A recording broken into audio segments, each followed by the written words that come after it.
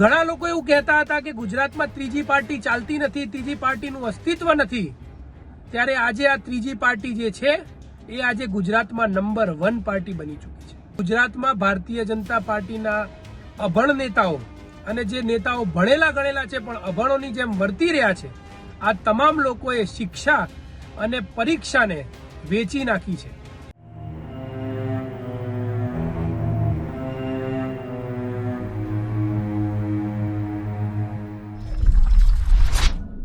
આ સાંભળ્યા તમે આમ આદમી પાર્ટીના પ્રવક્તા ડોક્ટર કરણ બારોટને।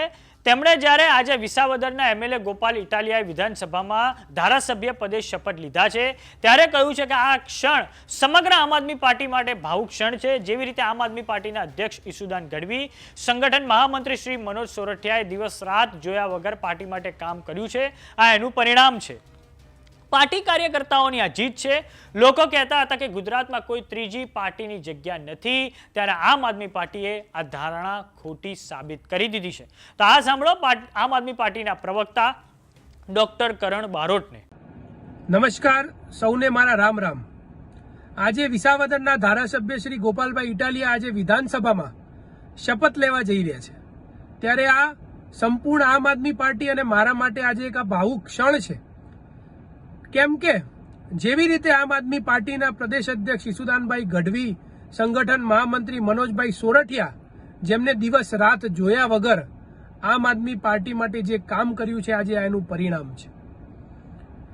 ઘણા લોકો એવું કહેતા હતા કે ગુજરાતમાં ત્રીજી પાર્ટી ચાલતી નથી, ત્રીજી પાર્ટીનું અસ્તિત્વ નથી, ત્યારે આજે આ ત્રીજી પાર્ટી જે છે એ આજે ગુજરાતમાં નંબર 1 પાર્ટી બની ચૂકી છે। આજે સમગ્ર ગુજરાતમાંથી લોકો આમ આદમી પાર્ટીમાં જોડાઈ રહ્યા છે, ત્યારે આજે એ વાતનું અમને ગર્વ છે।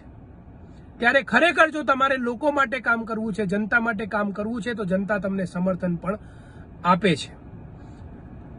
મિત્રો, આજે મારે આ વિડીયો મારફતે યુવાનોને આવાહન કરવું છે કે આ ગુજરાતમાં બદલાવની રાજનીતિમાં યુવાનોએ જોડાવું જોઈએ, સક્રિય થવું જોઈએ અને આ બદલાવની રાજનીતિમાં આમ આદમી પાર્ટીમાં જોડાઈને સરકાર બનાવવા માટે મહેનત કરવી જોઈએ। આજે સમગ્ર દેશમાં 65%થી પણ વધારે યુવાનો છે, ત્યારે ગુજરાતમાં ભારતીય જનતા પાર્ટીના અભણ નેતાઓ અને જે નેતાઓ ભણેલા ગણેલા છે પણ અભણોની જેમ વર્તી રહ્યા છે, આ તમામ લોકોએ શિક્ષા અને પરીક્ષાને વેચી નાખી છે, એને રમત બનાવી નાખી છે।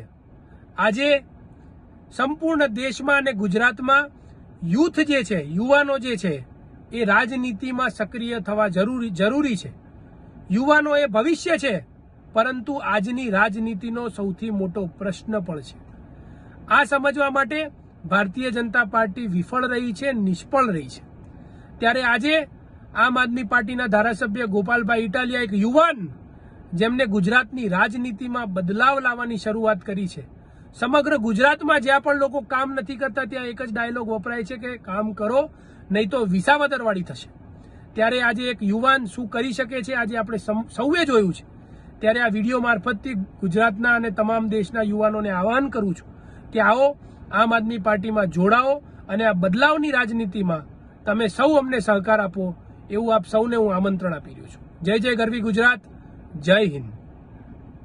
23મી જૂનના રોજ વિસાવદરની પેટા ચૂંટણીના પરિણામ આવ્યા। આમ આદમી પાર્ટીના ઉમેદવાર ગોપાલ ઇટાલિયાને 75,000 મત પ્રાપ્ત થયા, જ્યારે ભારતીય જનતા પાર્ટીના ઉમેદવાર કિરીટ પટેલને 58,000 મત પ્રાપ્ત થયા અને કોંગ્રેસના નીતિન રાણપરિયાને માત્ર 5,501 મત પ્રાપ્ત થયા છે। આમ આદમી પાર્ટીના ઉમેદવાર ગોપાલ ઇટાલિયાની 17,554 મતોથી વિજય થયો છે। તો હવે આજે ગોપાલ ઇટાલિયાએ ધારાસભ્ય પદે આપણે અધ્યક્ષ શંકરભાઈ ચૌધરીની કેબિનમાં શપથ લીધા છે। તો હવે આવનારો સમય ખૂબ જોવાનો હશે, જ્યારે ગોપાલ ઇટાલિયા વિધાનસભામાં જશે અને વિધાનસભામાં તેમની સાથે વડગામના કોંગ્રેસના એમએલએ જિગ્નેશ મેવાણી, વાંસદાના કોંગ્રેસના એમએલએ અનંત પટેલ સાથે ડેડિયાપાડાના એમએલએ ચૈતર વસાવા પણ હશે।